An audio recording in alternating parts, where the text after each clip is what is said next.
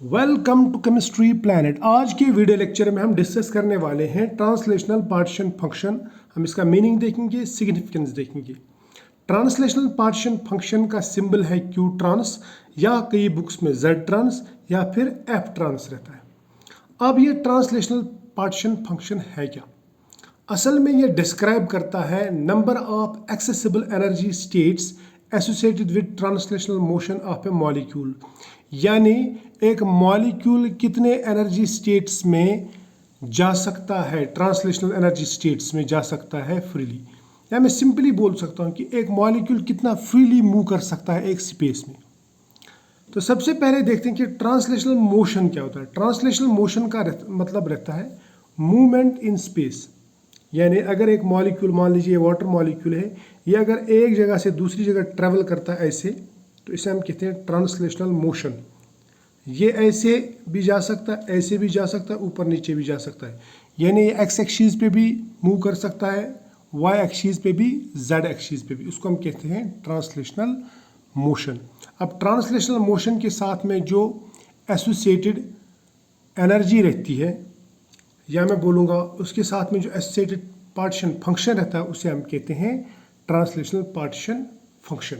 यानी कितनी energy translational motion में डिस्ट्रीब्यूट हुई है। अब इसको हम दिखा सकते हैं मैथमेटिकली। क्यू ट्रांस बराबर रहता है summation of I exponential of minus E T, लिखूंगा मैं यहाँ पे ई टी आई, ठीक है। Summation of exponential of minus E t i divide by k T. अब ये समेशन तो मालूम है, ये जो ई है इट स्टैंड्स फॉर एनर्जी, लेकिन कौन सी?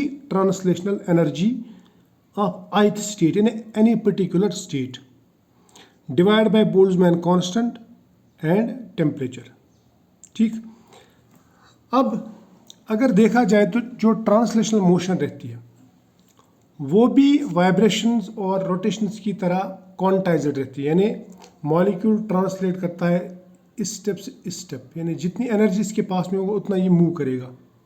तो ये जो एनर्जी स्टेट्स रहते हैं, एनर्जी लेवल्स रहते हैं ट्रांसलेशनल मोशन के, दीज आर एक्चुअली क्वांटाइज्ड यानी फिक्स्ड।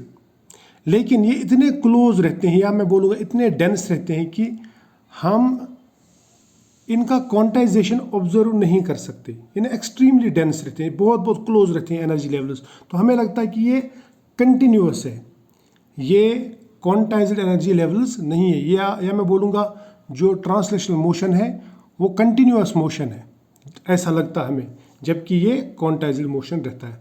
तो इसलिए हम समेशन को रिप्लेस करते हैं इंटीग्रेशन से। इंटीग्रेशन मीन्स कंटिन्यूअस इंक्रीज, ठीक है। समेशन मीन्स एडिशन, मगर ये स्टेप वाइज एडिशन, या मैं बोलूँगा क्वांटाइज्ड एडिशन, ठीक। अब देखिए, अगर हम इसको क्वांटाइज्ड एज्यूम नहीं कर सकते तो फिर हम दूसरा तरीका क्या अपनाते हैं? हम इक्वेशन को चेंज करते हैं। हम ये जो इक्वेशन है, ये क्यू ट्रांस वाली equation, q trans is equal summation of exponential of e t i divide by k t, इसके बदले में हम दूसरी एक इक्वेशन लिखते हैं एक मॉलिक्यूल के लिए, जिसे हम कहते हैं Q trans is equal to 2 pi M K T divide by H square का whole 3/2 into V. V means volume available, ठीक है, कितने वॉल्यूम में ये मॉलिक्यूल है, ठीक है। For example volume of cylinder.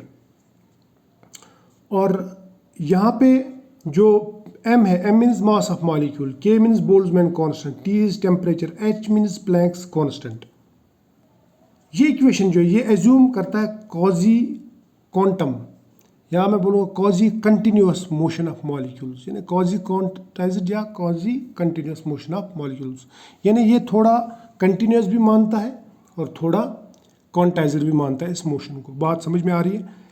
इसके बाद में अगर इस इक्वेशन को हम इवेलुएट करेंगे, यहाँ पे देखेंगे आपकी translational partition function is directly proportional to t raised power 3/2, directly proportional m raised power 3/2, inversely proportional to Planck's constant और डायरेक्टली प्रोपोर्शनल टू वॉल्यूम, है ना।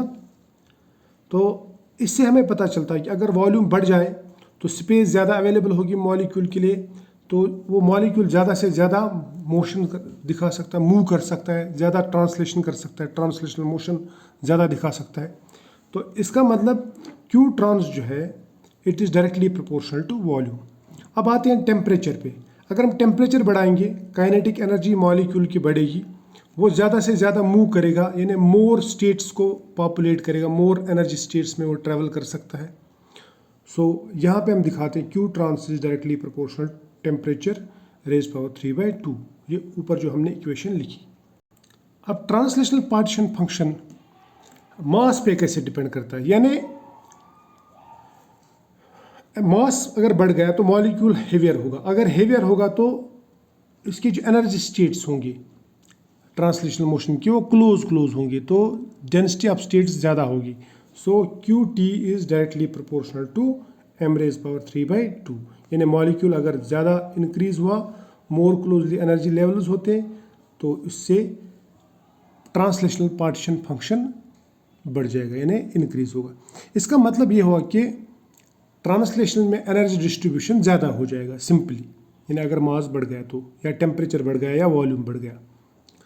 अब कंसेप्ट क्या है इसका, मान लीजिए मॉलिक्यूल है कि इसका हम ट्रांसलेशनल मोशन निकालते हैं XYZ में, उसके बाद में क्वांटाइज्ड एनर्जी लेवल्स हमें मिल जाती हैं इसमें, जो कि बहुत ही क्लोजली स्पेस्ड रहते हैं। उसके बाद में इस पर अप्लाई करते हैं बोल्ट्जमैन फैक्टर, उससे हमें मिलता है ट्रांसलेशनल पार्टीशन फंक्शन। जब हम पूरे स्टेट्स पे ये सम अप करते हैं, ये बोल्ट्जमैन फैक्टर, इससे हमें ट्रांसलेशनल पार्टीशन फंक्शन मिलता है। अब ये ट्रांसलेशनल पार्टीशन फंक्शन है क्या, ये हमने देखा, लेकिन इसको थोड़ा सा और समझने की कोशिश करेंगे और देखेंगे कि इसका सिग्निफिकेंस क्या है। ट्रांसलेशनल पार्टीशन फंक्शन का मतलब ये रहता है कि ट्रांसलेशन में कितना डिस्ट्रीब्यूशन होता है एनर्जी का, यानी एक सिस्टम में जितनी एनर्जी है उसमें से कितना पोर्शन ट्रांसलेशनल मोशन में जाता है या ट्रांसलेशनल एनर्जी में कन्वर्ट होता है। अगर मैं गैसेस की बात करूँगा तो वहाँ पे ट्रांसलेशनल मोशन बहुत ज़्यादा होती है, वहाँ मॉलिक्यूल्स फ्रीली मूव करते हैं इधर उधर, तो इसका मतलब ज़्यादातर जो हिस्सा है एनर्जी का वो किस में कन्वर्ट हो जाता है, ट्रांसलेशन में। यानी मैं बोलूँगा कि सिस्टम की जो एनर्जी है वो डिपेंड करेगी ज़्यादातर किस पे, इस पे ट्रांसलेशन पे। इसी तरह से वहाँ की जो एंट्रोपी है यानी रैंडमनेस, वो भी ट्रांसलेशनल मोशन पे डिपेंड करेगी। ठीक है, सो क्यू ट्रांसलेशन यानी ट्रांसलेशनल एनर्जी का वहाँ पे ज़्यादा कंट्रीब्यूशन रहता है गैसेस में। इसी तरह से from q trans we can derive, हम प्रेशर निकाल सकते हैं, इंटरनल एनर्जी एंट्रोपी निकाल सकते हैं। So it directly leads to ideal gas equation. So ideal gas behaviour जो है वो हम डिटरमाइन कर सकते हैं अगर हमें ट्रांसलेशनल पार्टीशन फंक्शन मिल गया तो। ठीक, और एक सिग्निफिकेंस इसका ये है कि ये ब्रिज की तरह काम करता है। क्यू ट्रांसलेशनल माइक्रोस्कोपिक प्रॉपर्टीज़ को मैक्रोस्कोपिक प्रॉपर्टीज से कनेक्ट करता है। यानी अगर हमें क्यू ट्रांसलेशन मिल गया तो हम इंटरनल एनर्जी एंट्रोपी प्रेशर वगैरह निकाल सकते हैं। तो इसका मतलब मॉलिक्यूलर मोशन को हम थर्मोडायनेमिक प्रॉपर्टीज से कनेक्ट कर सकते हैं। इसी तरह से ये एक्सप्लेन करता है टेम्परेचर डिपेंडेंस ऑफ एनर्जी या मोशन। अगर टेम्परेचर बढ़ गया, काइनेटिक एनर्जी बढ़ेगी मॉलिक्यूल्स की, मॉलिक्यूल ज़्यादा से ज़्यादा स्पेस में जाएंगे तो ज़्यादा से ज़्यादा एनर्जी लेवल्स को वो कवर करेंगे, और वहाँ पे इसकी वजह से एनर्जी भी बढ़ेगी टेम्परेचर बढ़ाने से, और एंट्रोपी भी बढ़ेगी यानी रैंडमनेस भी बढ़ेगी। क्लियर। इसी तरह से it is basis for gas phase calculations used in chemical equilibrium reaction rates thermodynamic functions. यानी इससे हम गैस फेज जो रिएक्शंस हैं उनमें केमिकल इक्विलिब्रियम, रिएक्शन रेट्स और थर्मोडायनेमिक फंक्शंस डिराइव कर सकते हैं इसके बेसिस पे। इन डिपेंडेंट यानी ये इंडिपेंडेंट ऑफ मॉलिक्यूलर स्ट्रक्चर रहता है, ये मॉलिक्यूलर स्ट्रक्चर पे डिपेंड नहीं करता। इन नटशेल मैं बोल सकता हूँ कि जो क्यू ट्रांस है यानी ट्रांसलेशनल पार्टीशन फंक्शन, ये मेजर कर सकता है how freely molecules move in space and dominate gas phase thermodynamics. तो आई होप यहाँ तक आपको समझ में आया होगा। मिलेंगे नेक्स्ट वीडियो में, तब तक के लिए फ़िलहाल बाय।